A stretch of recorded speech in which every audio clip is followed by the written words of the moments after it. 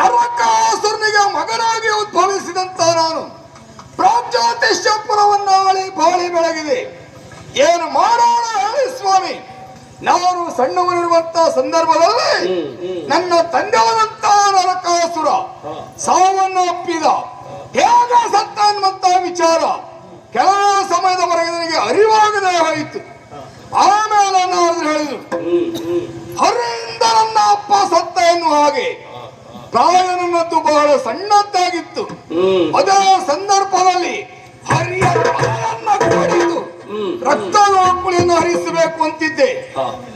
ಸಾಮರ್ಥ್ಯ ಕಡಿಮೆ ಇತ್ತು, ಪ್ರಾಯ ಸಣ್ಣದ್ದಾಗಿತ್ತು. ಆದ್ದರಿಂದ ನಾನು ಸುಮ್ಮನೆ